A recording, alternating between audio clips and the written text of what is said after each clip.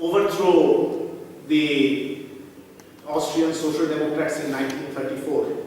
The Austrian Social Democrats even then played a slightly better role than the German Social Democrats, because the Austrian Social Democrats actually had their own workers' combat forces, and in Vienna in 1934, the Schutzbund, the Social Democratic armed militia, is something unbelievable for us today to think of social democratic parties, including social democrats, going around with the signboard communist to build armed militias. But the social democrats had an armed militia. They did fight for 5 days with the Austro-fascists, but this was a kind of very rigid bourgeois democratic playing by the games. We cannot fight until the right wing first breaks the constitution. So it is, they did not fight when they had the possibility of actually taking power in 1919-20. Instead, they fought in 1934 when the right wing was so strong that it could come and smash them. So the Austrian workers fought heroically, but they lost. By this time, the communists were a force in Austria, so that is something that we will be discussing a little later. But the biggest betrayal, the biggest damage that the Austrian socialists did in 1919, as I say, and it's very crucial, is by creating a bourgeois Austria, they isolated the Hungarian Revolution. And this is something crucial. The Hungarian Revolution was the one case outside the Soviet Union where the workers actually were able to have a revolution to set up briefly a working class state. But here they had crucial problems. In 1910, Hungary's working class was 17% of the population. So it was a very small working class. Its advantage was that more than half of this working class was concentrated in Budapest and its surrounding areas. So it was rather like the Russian Revolution in that sense, that the capital was heavily proletarian and the proletariat could take over the capital relatively easily. And in Budapest, giant industries with 500 or more workers was nearly 40% of the total workforce. So there was a relatively greater concentration of the workforce, relatively easier to mobilize that workforce, and it was this, when you had the communist and socialist split in Hungary, workers in the larger industries were the ones who tended to go in the direction of the communists. So there was a much stronger communist influence in Hungary. The crucial problem for any Hungarian revolution was that Hungary had about 5,000 landlords who controlled the bulk of the land in the country, and a huge poor peasant and rural poor population. Now, when the war saw major problems, the Austrian army had 9 million soldiers, of whom during the war 5 million, 50 lakh were killed, wounded, taken prisoner, or were missing. Out of these, 2 million were Hungarians. So there was tremendous discontent in Hungary, and strikes started growing from 1950. And even a bourgeois liberal force led by Count Karolyi started opposing the war. So when in 1918 it seemed that the war was lost, the Hungarian bourgeoisie decided that the best thing to survive was to hand over power to Count Caroline.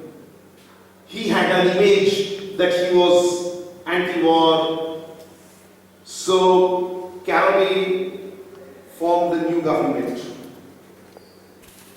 General strike hit Budapest in 1980 January, and the government decided to extend the vote. On 21st January, the Social Democratic leaders called off the strike. This resulted in a sharpening of the division between the left and the right wing of the social democracy, and eventually, later in the year, the left wing of the social democracy would split and they would form the Communist Party.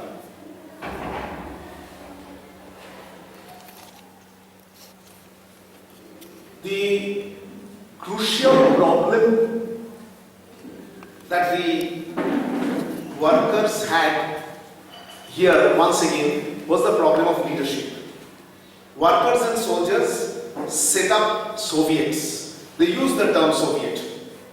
The word Soviet is of course Russian, but they called these Soviets and they demanded Soviet power. In effect, there was dual power, as in Russia at one stage. The Social Democrats said that we do not want to go forward. They appealed to workers and peasants not to go for socialism. But nonetheless, while new workers who had been previously depoliticized, when they become first politicized, what happens often is they go to known organizations. So while the Social Democrats played a right-wing role, previously depoliticized workers who were awakening for the first time were flocking to the ranks of the Social Democratic Party rather than to the Communists.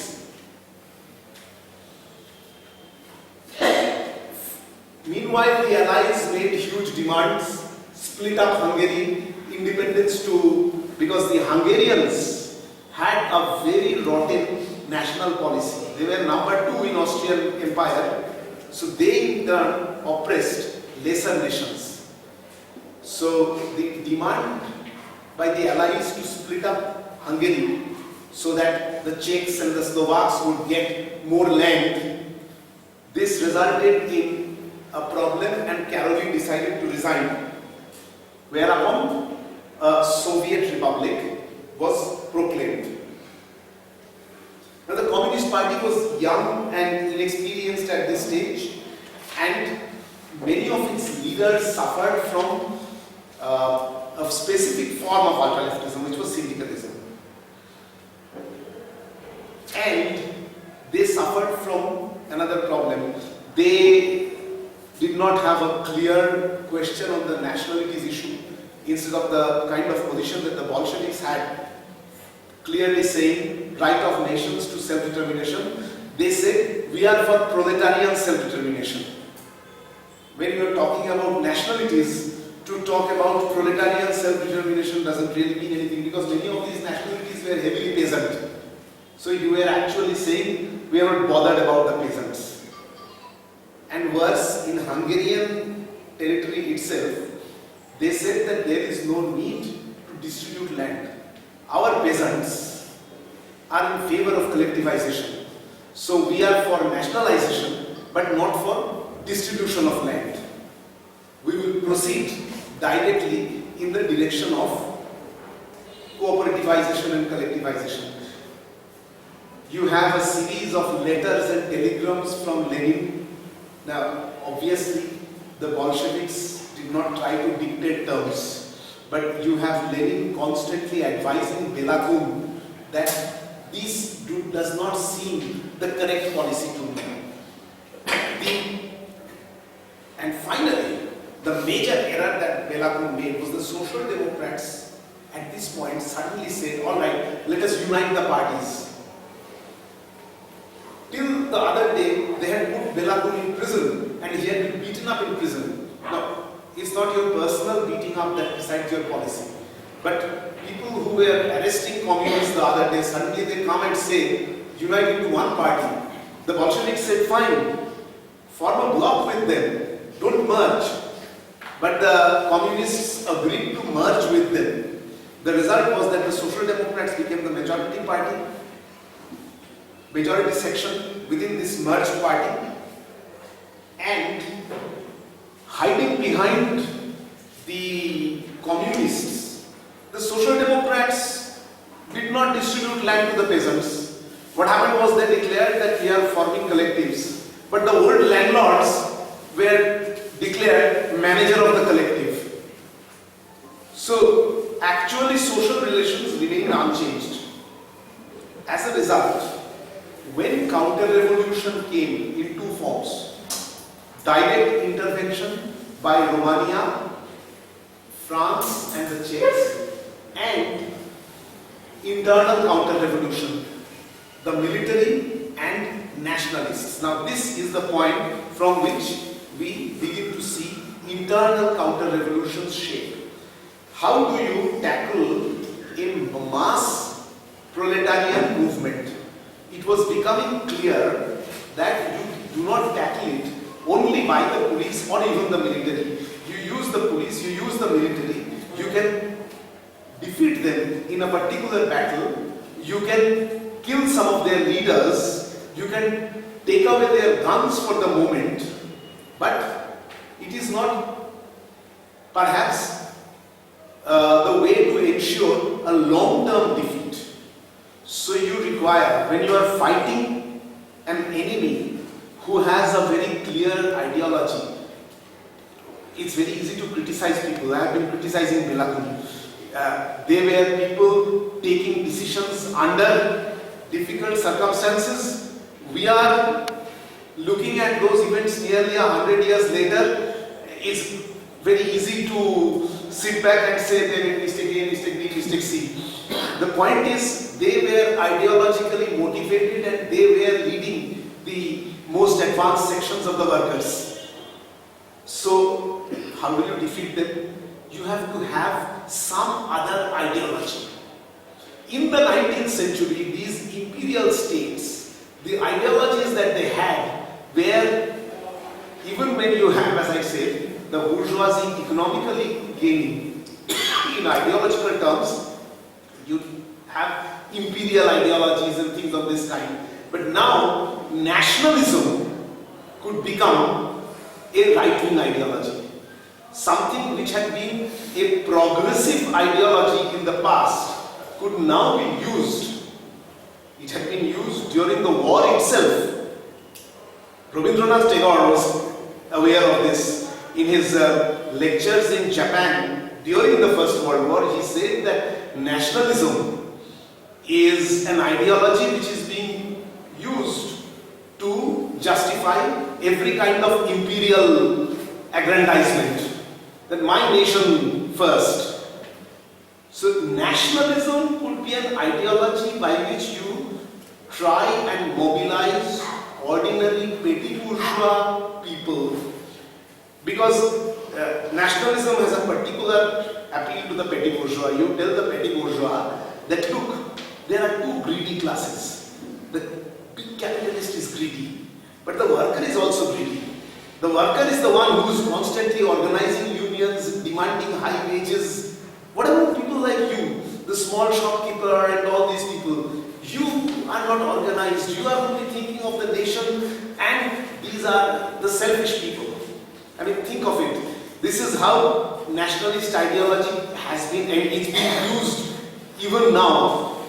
While in the service of big capital, the way it is being trying to mobilize the petty bourgeois is demonetization. It's in the interest of the nation.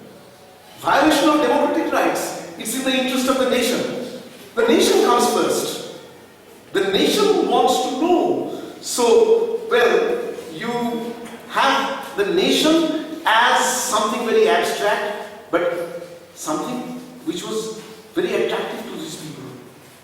All these years they had been second-rate citizens.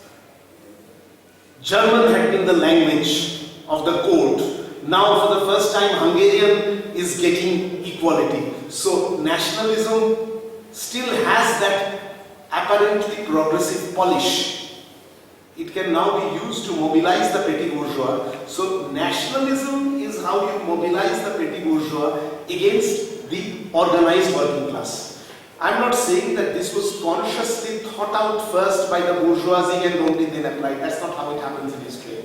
But of the different weapons that they tried to use, this was a successful weapon, and its first application comes in Hungary, where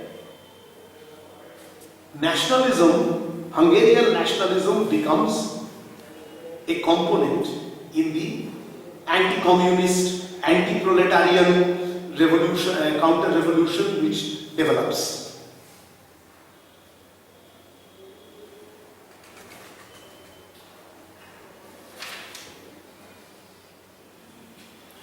The most important of these revolutions, the first round of revolutions, was of course the German Revolution. It was most important politically because this is something that if you look at the writings of Lenin, the speeches of Lenin, he is constantly saying in this whole period that without the German Revolution we are doomed. And on the other hand, in 1919, while the Versailles peace talks are going on, Lloyd George sends a telegram to all the leaders meeting there. This was at a moment when the German Revolution is developing. That if Germany goes to the Spartacists, then within a year, whole of Eastern Europe will have a Red Army trained by German military experts, led by German generals, and our situation will be worse than it was during the First World War.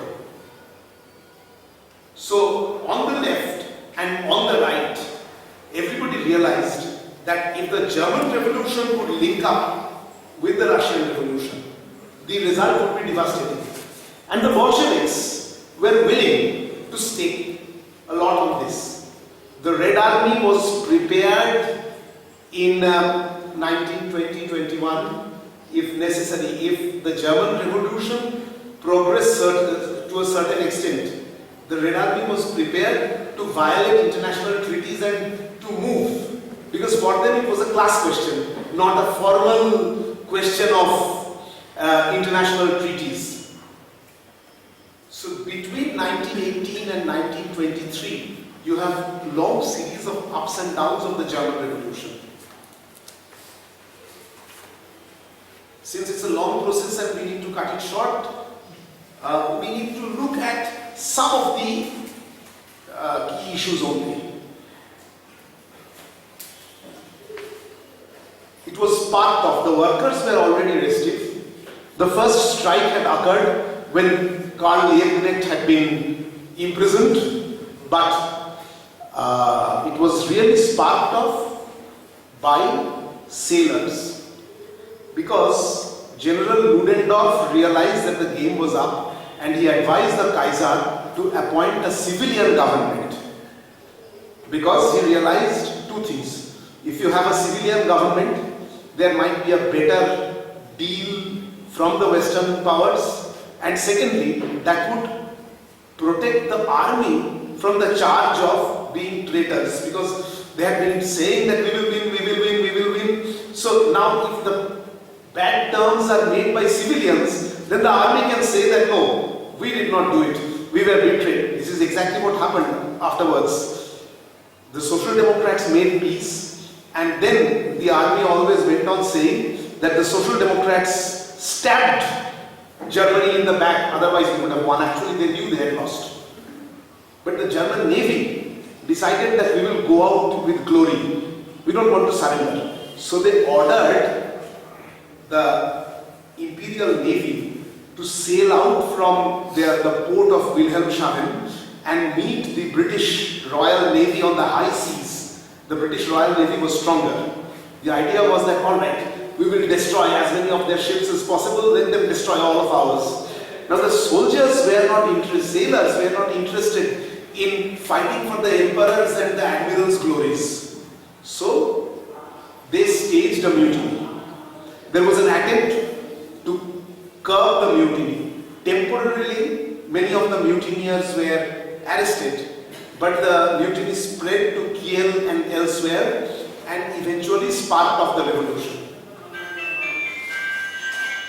People entered jails and took out people from jails. Other political prisoners were released. And on the same day, two proclamations were made. Karl Liebknecht went to the imperial palace and declared that the German Revolution has begun and I am proclaiming the German Socialist Republic. Hearing this, Philipp Schiedemann, who was a right-wing social democrat, proclaimed the German Republic. No word socialist. Friedrich Ebert, who would become Germany's first president, because others were present and they recorded this, Ebert told Schiedemann, how dare you proclaim the Republic? You don't have the right to do it. This was a social democrat speaking. And he is not even wanting a republic. Schiedemann said that it's as simple. If we don't proclaim at least a republic, then Liebknecht will carry everything with him. So they proclaimed the bourgeois republic. Workers and soldiers created workers and soldiers councils, as in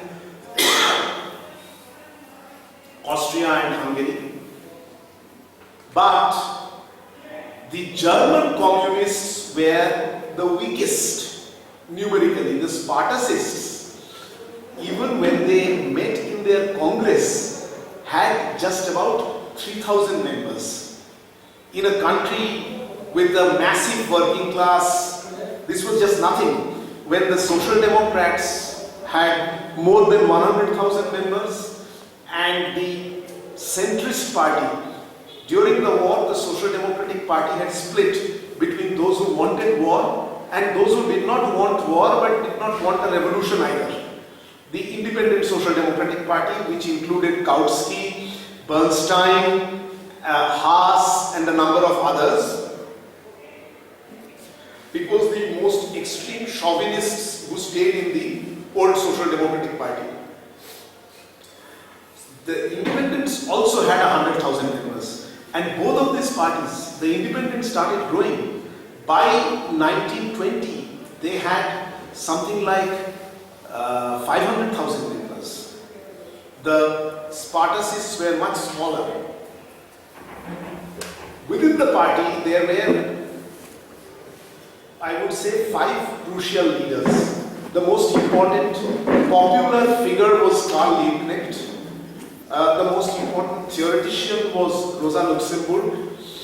And there were 3 important organizers.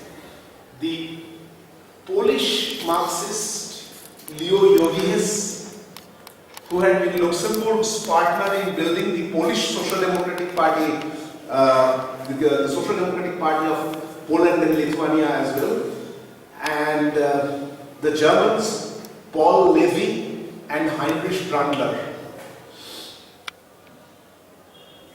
Now, when the Spartacists, they were originally part of the Independent Party, when they decided to come out and form their own communist party, they had this belief that our willpower is good enough. And Luxembourg almost alone had an idea that an initiative had been missed because the Social Democrats invited the Independents to join them in government. The Independent right-wing agreed, and the Social Democrats and the Independents said that we will call a National Assembly, that is a Constituent Assembly election.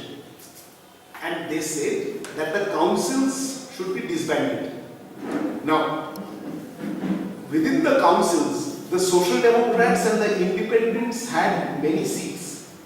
The Spartacists had hardly 1 or 2 representatives. So they could not even dominate the councils. So Luxembourg's position was that given this weakness, we should take part in the elections. The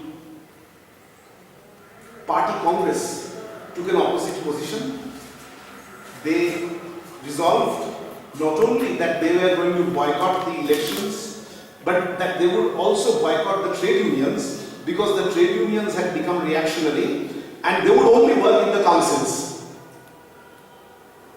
As a result, even the left-wing trade unionists in the independent party did not proceed in their direction. And this is the moment where the right-wing socialists started mobilizing. This is where there's a distinction between the other countries and Germany as well. Because in Germany, the first push for a right-wing mobilization came not from the extreme right, but from the right-wing socialists.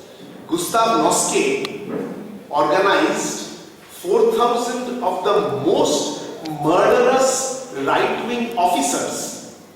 The rank and file soldiers were untrustworthy. So officers who were right-wing in orientation were pulled out of their existing units, and they created something called the Free Corps. A tragic name. Free Force. Free for whom? So these Free Corps were given modern, sophisticated weapons, and they were a mobile force which moved from city to city. They were the ones who first put down the Berlin uprising of the Spartacists. Then they went to Bremen and put down the Bremen uprising. A Soviet republic was actually proclaimed in Bavaria, led by the communists, a number of communists. They attacked Bavaria.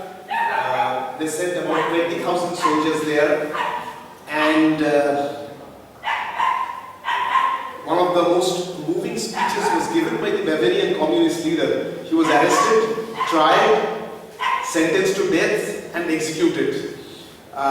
In his speech, at the time of his trial, he said that I know that we communists are dead men on a waiting list, because you are the forces of the counter-revolution. And from you, I cannot expect anything else. But we are fighting not for our personal gains the way you are doing. We are fighting for the proletarian revolution. So the first elements which came were these soldiers, and these would eventually be formed into a very large body.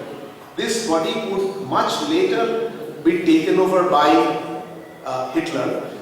This was known as the Stahlhelms, the steel helmet, that is former ex-soldiers. So the pitch to the ex-soldier after the Treaty of Versailles was that you fought, you bled for the country, and these social democrats, these communists, they betrayed the nation, so you fought for nothing. So, for the fatherland, unite, form your own militant armed forces. So they had a huge body of people in this Stahlhelm group.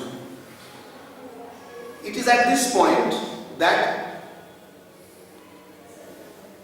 Hitler, who was a political advisor in the army, would be picked up.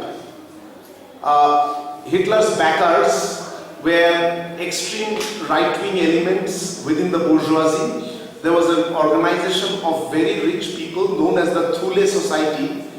They were people who were also extreme nationalists and anti-Semitic. In the German case, a component of nationalism was anti-Semitism. If anti-Semitism hadn't existed in Germany before Hitler, Hitler wouldn't have been able to use it so effectively. You do not see anti-Semitism as such a strong component in Mussolini's or Franco's fascism. It was something which was very specific to the German case. But it made possible this picture. There was this poem, not a poem, a doggerel which went round I do not remember the whole thing, but it was like these Jews, Trotsky, Rosa, Radek. Karl Radek was then the Soviet ambassador to Germany. And it's true that Trotsky, Luxembourg and Radek were all Jews. So these Jews, Trotsky, Rosa, Radek, they are the ones who have driven Germany to ruin. So kill the Jews. So you link the Jews with the communists, you take an old popular reactionary sentiment and link it to an anti-communist agenda. There was also this famous cartoon which circulated in Germany, that Trotsky looking like an ogre sitting on top of the Kremlin, and since he was the Red Army in charge, that this is the man who is going to invade Germany. So the Jew, that became a leitmotif. Jewish enemy. And this would of course be taken up because Baltic Germans, in the Baltic areas, there had been big German landowners who lost their property as a result of the Russian Revolution. Even though Latvia did not go into the Soviet Union at that point of time, the revolution had proceeded enough so that these Baltic German landlords had lost their land. So these people fled to Germany, and many of these Baltic Germans would become key advisors of Hitler. People like Rosenberg, who was a key so-called theoretician of Hitler, emphasizing the world Jewish Bolshevik conspiracy. That's what it was called. And you can see the similarity if you read the RSS papers of the 1980s and 90s. You will find them constantly talking about something called the Red-Green Alliance. Now, if you tell me about the Red-Green Alliance, I think about communists and environmentalists forming an alliance, but that's not what the RSS means, obviously. It's supposedly communists and Muslims forming an alliance against India. So you had this Jewish Bolshevik conspiracy, and this becomes an element. So you have a simultaneous growth of revolution and counter-revolution. The Communist Party grows eventually in size, it makes mistakes, but it still manages to grow because the people are in a ferment. Levy was aware that you cannot make a revolution because communists are willing to make a revolution. You require objective conditions. You need to win over the majority of the workers. As a result, after the deaths of Rosa and Liebknecht, Levy became the central leader. But his policy resulted in a split in the party. The extreme left-wing split. They are the people about whom Lenin writes in left-wing communism. The people who wanted to boycott trade unions, elections, everything. But the Communist International wasn't a monolithic and dictatorial body. So there were communists who preferred this left-wing to Levy and the KPD. So the Communist Party and the left-wing which broke away, ultra-left, were both given membership of the Communist International at one stage. And people like Zinoviev and Radek favored the extreme left. And they had this belief in what they called the theory of the offensive. That if it's a communist party, it should never go on the defensive. It has to go on the offensive. The result was what is known as the March Action. In March 1921, the Communist Party called an insurrection. Now, where is the objective basis for that insurrection? The insurrection collapsed. Levy wrote a very sharp attack, which was politically mostly correct. But the attack was written and published openly. So he was expelled for breach of party discipline.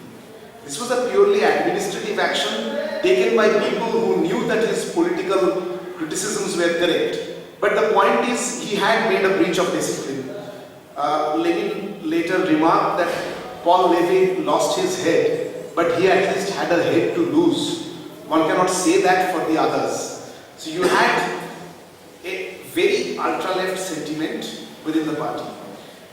And this party grew because at the Hull Congress of the independents split. There was an open debate.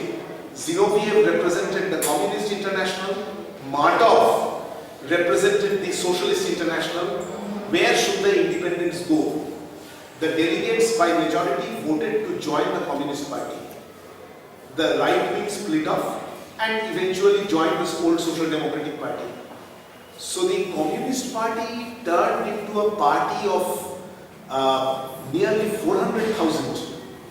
But this is in fact what had created the problem.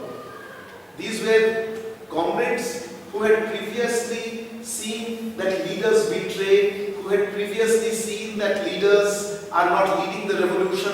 So they thought, now that we have joined the revolutionary party, we have to immediately make the revolution, regardless of whether the majority of the working class is with us or not. On the other hand, it was like a seesaw. One side goes down, the other side goes up. The moment the communists failed, you have an attempt by the right. A man called Ludwig Kapp tried to stage a military insurrection. Noske called on the generals to support him and found that the generals were not going to support him. They fled the capital.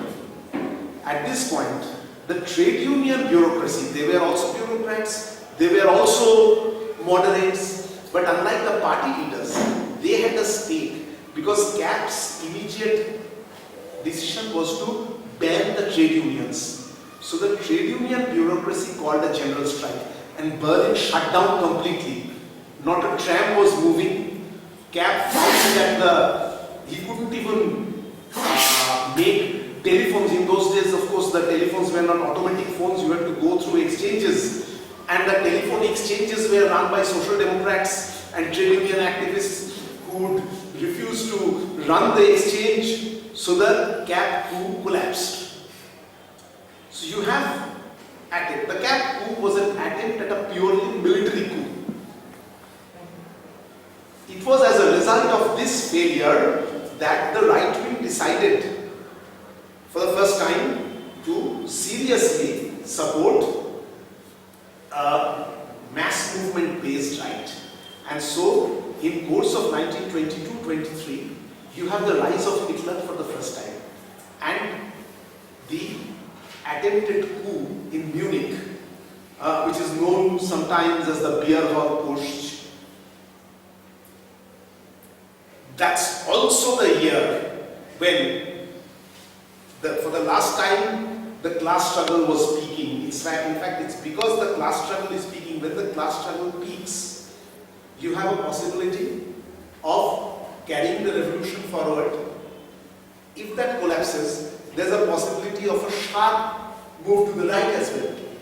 So you have, in July-August, the possibility of a revolution, but this possibility was dissipated because the German leaders were so unsure of the tempo and so unsure of how to stage an insurrection that they requested the Communist International that either Zinoviev or Trotsky should be sent from Russia to Germany to assist in organizing the insurrection. The idea that however important a communist leader, somebody who did not know the everyday functioning of a particular country could come from another country because he had been important in making a revolution there and he would be the crucial figure. This actually shows the weakness of the communists' conception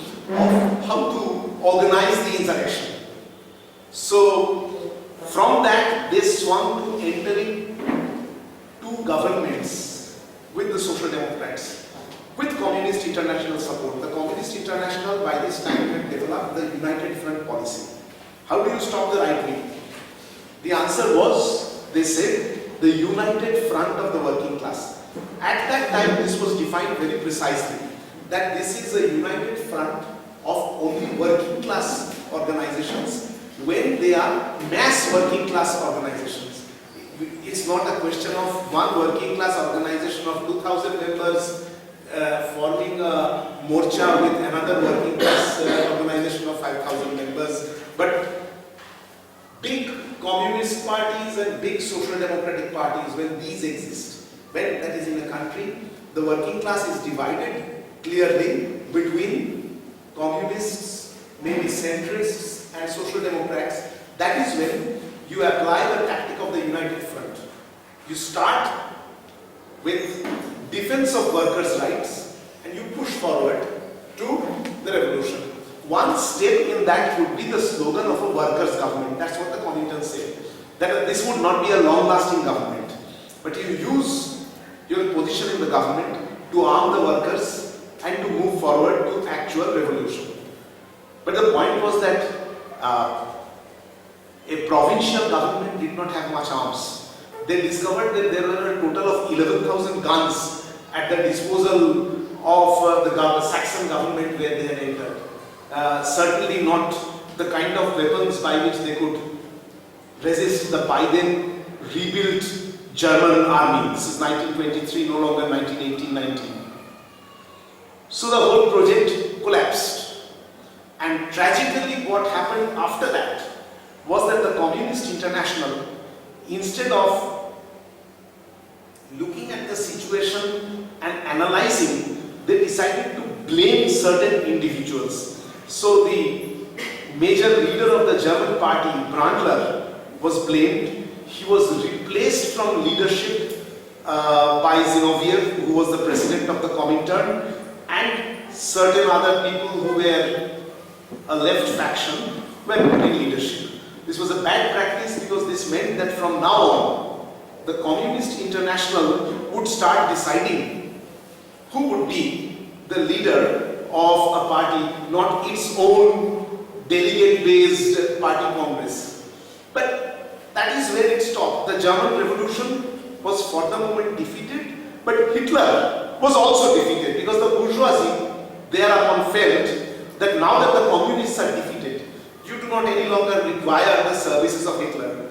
So while the communists were treated very severely, Hitler was arrested, given a 2-year jail term for his attempted coup. He was kept in a prison with sufficient comfort that he could write the Mein Kampf while he was in prison. He could meet his people while he was in prison and start rebuilding his party even while he was in prison. So the way in which Hitler was kept and the way in which the left wing who were arrested were kept was very different. The last revolution about which I want to speak in this cycle is of course the one where the counter-revolution succeeded. This was Italy. Italy formally sided with the Allies. So Italy was not a defeated partner. Italy was a victor partner. They damaged Italy as well. And in Italy, this resulted in a massive radicalization.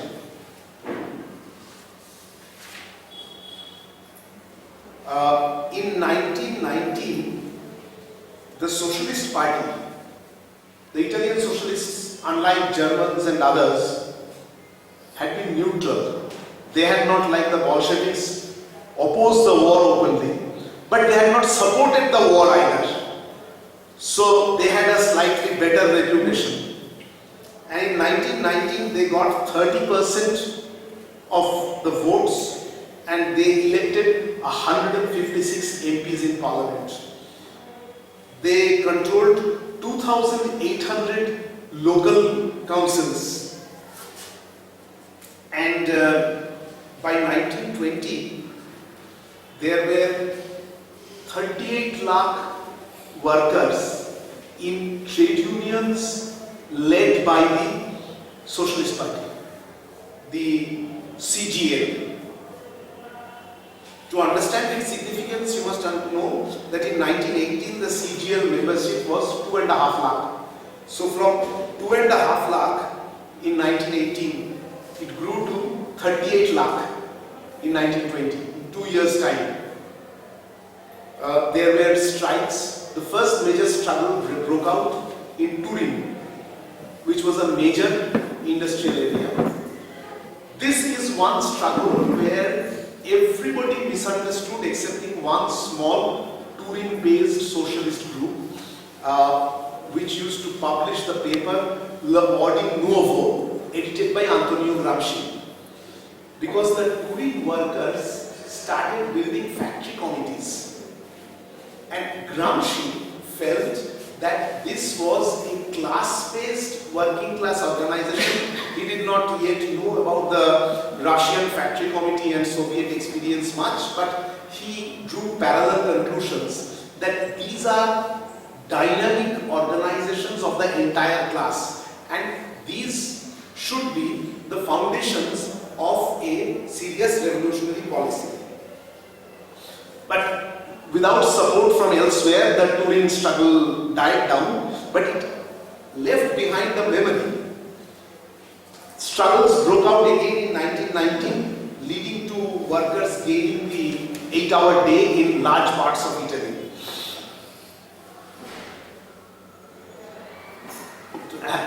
By early 1920, in northern and central Italy, you see southern Italy was mostly agrarian, and this was a weakness of the Italian socialists. They had built their party exclusively in the working class. At initial stages, something which is necessary to make a working class organization. But even after they had become relatively large, they had not looked into the problems of the rural poor. So, southern Italy, they did not have so much influence. They built, in northern and central Italy, workers built red guards, armed working class detachments. Workers were demanding solutions to their social problems. They were not bothered that parliamentary rights had been expanded. That was not enough for them.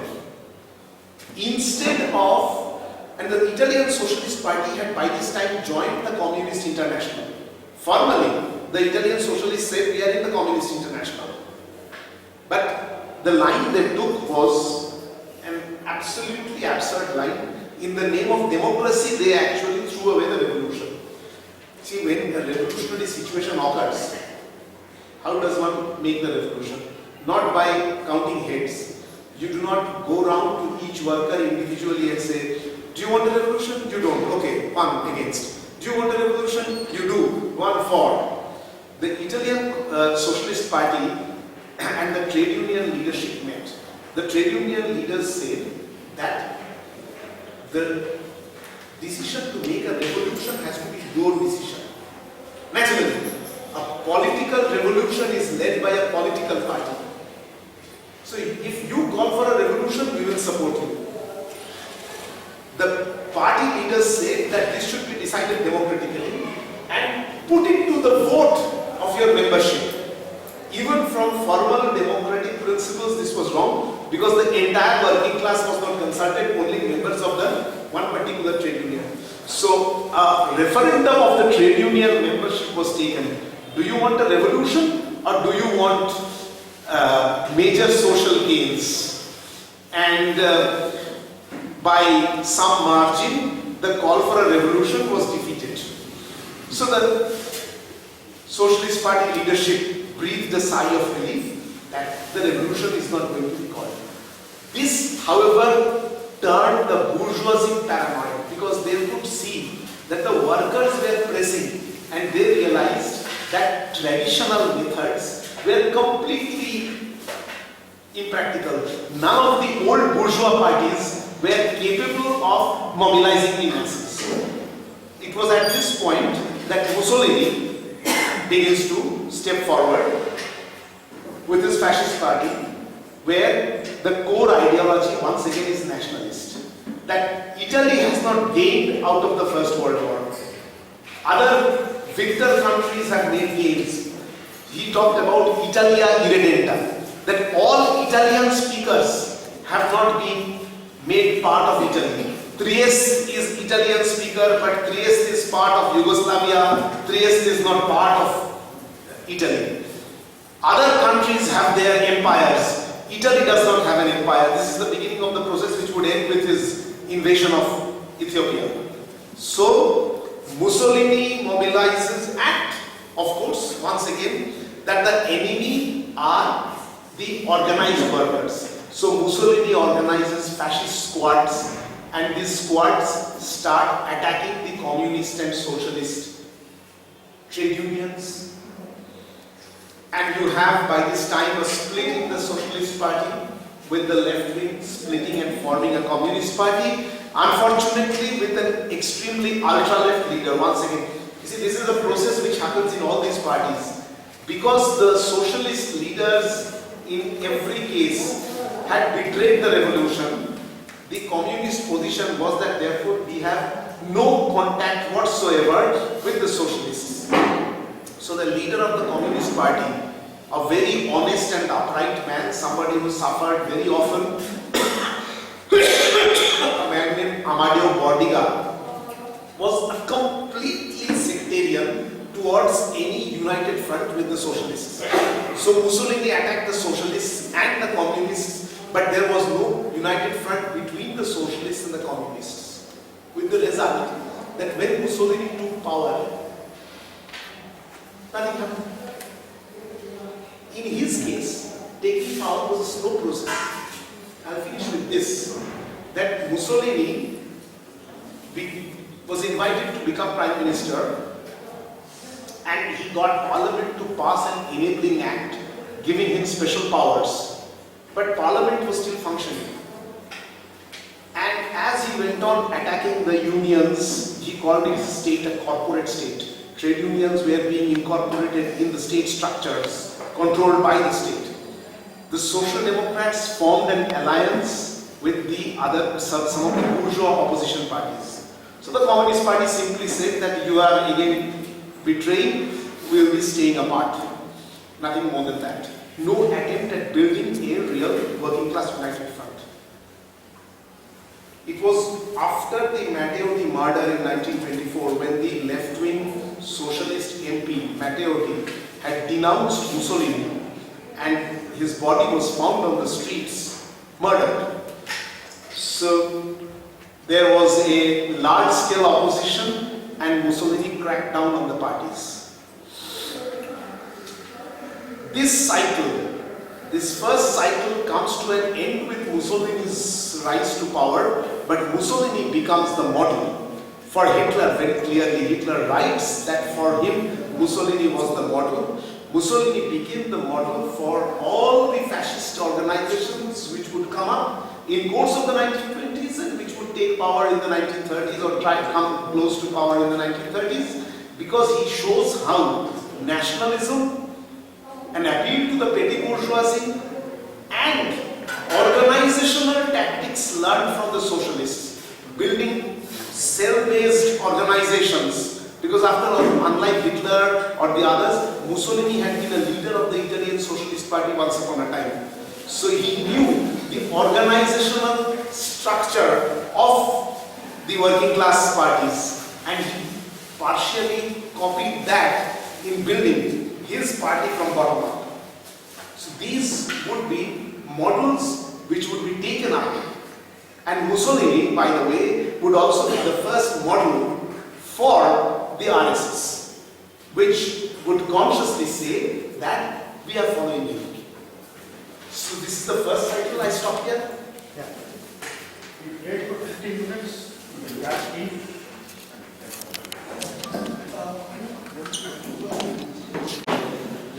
Fascism was being discussed. Ever since fascism arose in Italy, it was of course important that communists try and understand what fascism was. And at the 4th Congress, you find 3 positions, broadly speaking. We can say that one was a position which emphasized fascism as a movement. One was a position which emphasized fascism as an agent of the bourgeoisie, and the third was an attempt at arriving at a dialectical synthesis between these two. There were some who felt that I'm not going into all the names and the detailed debates, because now we do have an advantage. The total discussions of the third and fourth congresses of the Communist International have been translated into English and published. So all the views which were put forward, not just speeches of leaders, but of every delegate, is available. It's not very cheap and it's not very small, because each volume is about 1500 pages. But people who want to look at the early communist debates about the United Front and other issues will get everything there. So those who were talking about fascism as a movement stressed that, look, it's not a typical right-wing thing, because by typical right-wing people understood the 19th century model where the state uses the police and movement components are negligible. The old right, the semi-feudal right or the bourgeois right, did not use mass movements. So they were saying this is a mass movement. Then there were people who were simply arguing that, well, objectively fascism serves the bourgeoisie, so that is the crucial component. And there were others. For example, Clara Zetkin at the 4th Congress, not just Zetkin but a few others like a Hungarian delegate and others, they made the point that both these elements exist in fascism. They pointed out the fact that fascism did not arise and a mass movement cannot be created by the traditional bourgeois leaders, which is why the fascist leaders themselves were people of a new kind. These were not the old elite people who had gone to the best schools and military training and this kind of thing. If you look at Hitler's party, there was only one person with a very high military rank, that was Goering, who had been a high-ranking officer. The other military people in Hitler's party in the army had been hardly lieutenants and captains and sergeants, things of this kind, or even rank-and-file soldiers. They had not been high-ranking officials. They were not people from upper bourgeois circles. And Zetkin and others pointed out that the way fascism serves the bourgeoisie also appears quite distinct from the way that other parties do. When you talk about a straightforward bourgeois party, it's a party which is led by people who are coming from the bourgeoisie or from professional layers which are close to the bourgeoisie. That was what the 19th century traditional bourgeois parties looked like. When you look at the fascist leadership, not just the cadre base, this was rather a different kind of party. And the kind of autonomous demands that the fascists were making was distinct from what bourgeois parties do. When a bourgeois party enters the government, that's it, alright, it is a bourgeois party. It operates within bourgeois parameters depending upon mass pressure. It might do a little bit of this and a little bit of that, but its basic goal is serving the class goals of the bourgeoisie. The fascists were displaying that they had an autonomous agenda of their own over and beyond the specific class goals of the bourgeoisie. This debate die down in the 5th and 6th Congresses. In the 5th Congress, Stalin for the first time makes an intervention, and Stalin's argument is that fascism and social democracy should not be seen as enemies. He says they are twins and not opposites, and that fascism is the most aggressive wing of the bourgeoisie, which however relies on the social democracy. So his argument is that fascism and social democracy can coexist. After the 5th Congress, because there was a period of stabilization of European capital, the discussion over fascism tended to die down.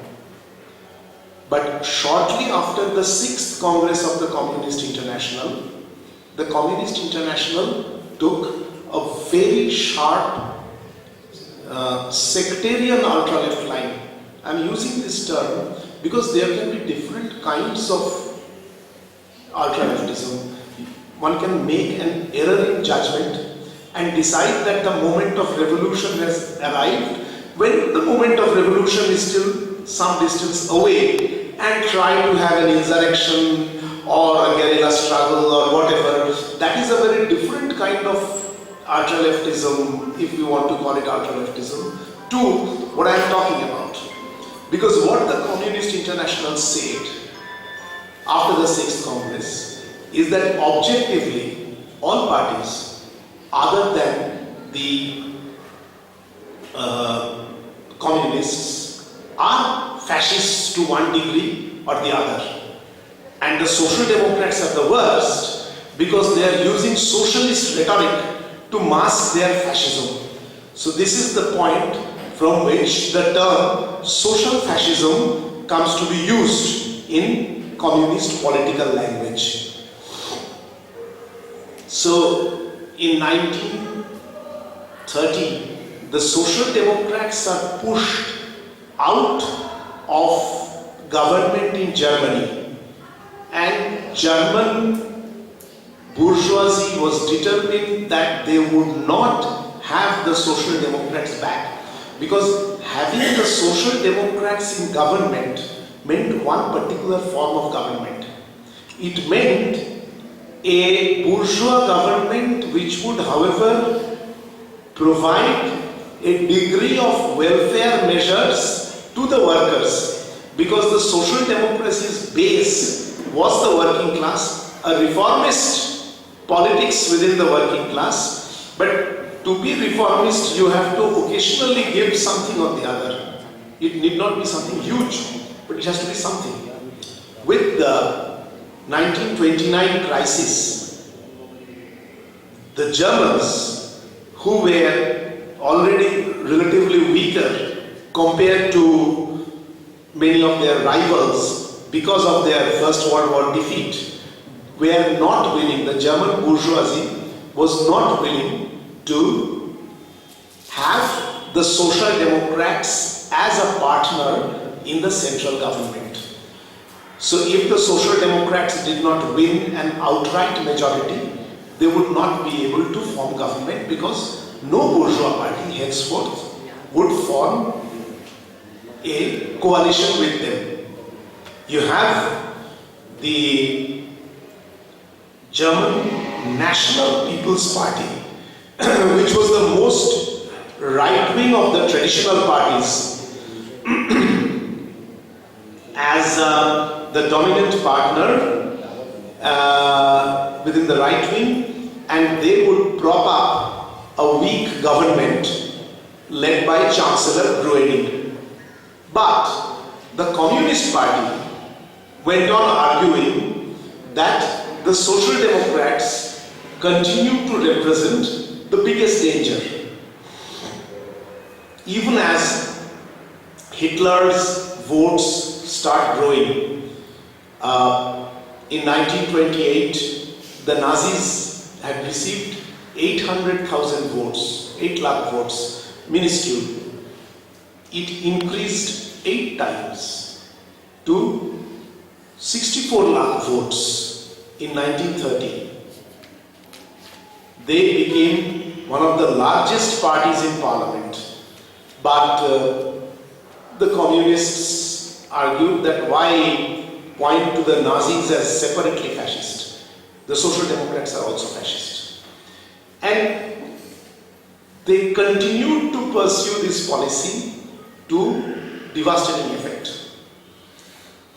In Germany, the provinces were of different shape, size naturally, and Prussia was still, because old monarchical Prussia was still one province. So if somebody controlled the Prussian state government, they were almost as strong as the central government itself. And the Prussian parliament had a social democratic majority, which could not be removed by electoral means. The Nazis called a referendum that people are fed up with the Social Democrats, there should be a referendum and they should go. The Communist Party put forward a set of ultimatum-shaped demands to the Social Democrats, and when the Social Democrats did not accept all their demands, the Communists said, in that case, we are also joining the referendum. They said that this is not the Nazis' referendum, this is now our referendum, this is the red referendum. But in effect, it meant that while the Communists would refuse to make a united front with the Social Democrats against the Nazis, they were willing to make a united front with the Nazis against the Social Democrats to call for a toppling of the communist government, social democratic government. This is something that this lesson will never go away, tragically. Instead of learning from it, what has happened is the theory of social fascism has never been clearly analyzed and repudiated as a false theory. Even when the 7th Congress of the Communist International took up a new line, I'll be coming to that shortly, they never said that our entire understanding was wrong. What they said was that our application was wrong. What they said was that we had not made a distinction between the social democratic leaders and the rank and file. In other words, it was right to call the social democratic leaders fascists. And they were saying this at a time when social democratic and communist leaders were both in Hitler's prisons. So the theory of social fascism would remain, and within the international communist movement, on the left side, it would periodically reappear. I remember in 1979, the organization which at that time was calling itself Central Committee CPI-ML, in other words, the organization of a united front with the CPI Maoist against the RSS of anybody. So the ranks, the Social Democrats had their armed squads. The Communists also had. If they united, what could happen was shown in one place. Hamburg, Germany's second major industrial city, had a suburb called Altona, which was entirely proletarian in composition.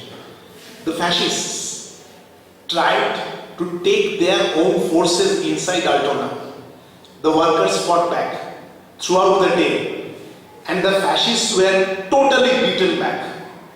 The only instance in Germany where a grassroots united front of workers had occurred between communist workers and social democratic workers saw the fascists routed.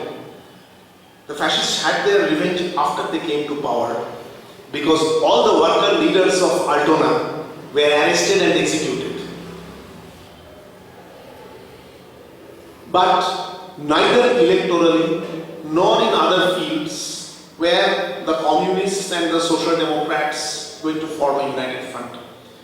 As late 1932, when Hitler was appointed chancellor. Why did Hitler was appointed chancellor? This is something we need to understand finally. Because why did the bourgeoisie turn to him? See, the bourgeoisie did not, as I say, prefer the fascist solution. They wanted an authoritarian solution. It would be like saying that they would have preferred an Indira Gandhi solution to an extreme fascist solution. But the problem was that militancy within the working class was growing. If you look at even voting figures, we can agree that parliamentary figures do not reflect the full reality, but it reflects part of the reality. This was a period when communist votes were increasing and social democratic votes were not decreasing very much. What does that mean? It means that total left vote was growing. The more militant workers' votes were going in the direction of the communists, while people who had been previously totally apolitical, people who had been voting bourgeois parties, some of them were voting social democrat because they did not believe that the bourgeois parties were doing anything. On the other side, the Nazi votes were growing. The middle, the moderate bourgeoisie, the soft right bourgeoisie, these parties' votes were going down. There was a growing polarization. Forces were moving in two poles. The bourgeoisie didn't have any other option. If they wanted to stop this process, if they wanted capital accumulation to flow, they wanted three things. First, deep cuts in working class pay.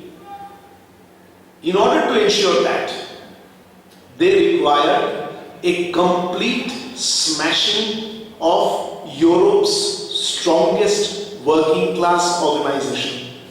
The German working class had the biggest trade union base. The communists and the social democrats and the trade unions between them published close to 250 daily and weekly papers in Germany.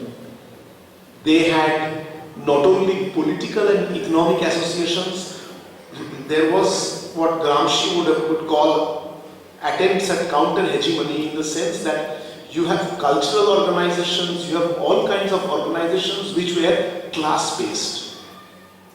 So this was the most class-conscious working class that Europe had at that point of time. So, simply from above, having a government impose pay cuts was not going to work. Those workers would go out on strike, they would have serious fights, and the result would be, as I said, communist votes were growing, whatever the errors of the communists, and they were mortally afraid that this could result in communism becoming again a revolutionary force in Germany. So they had to rely on the fascists. So based on this, before Hitler comes to power, we can say that fascism involves these elements. Unique, not just a temporary crisis, but a deep structural crisis out of which capitalism in a particular country needs to escape. It wasn't a matter of just the 1929 crisis. It was a matter of how accumulation of capital would be restructured altogether. Just as after globalization,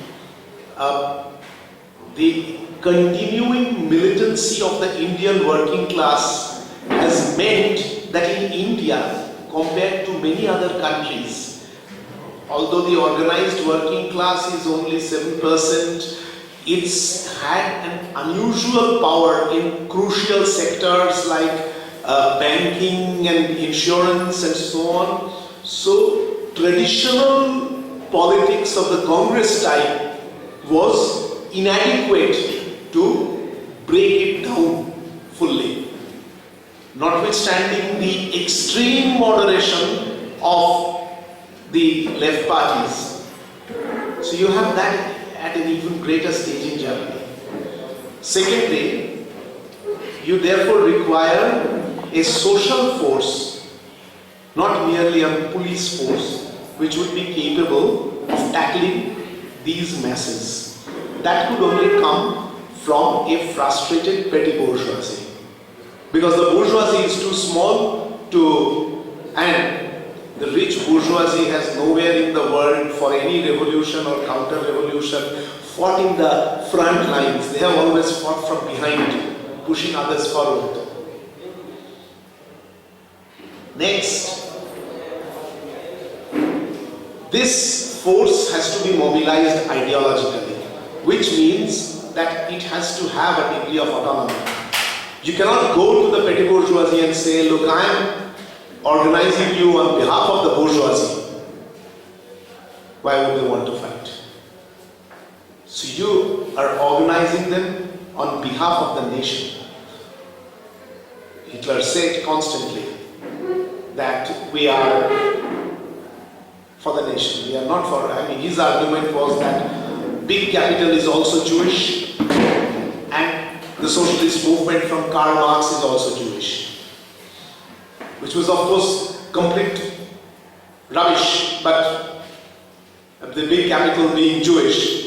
But there was this whole history in Central and Eastern Europe since the Middle Ages of identifying the Jew with the moneylender, with the local petty extorter, because Jews were not allowed into many other occupations. So this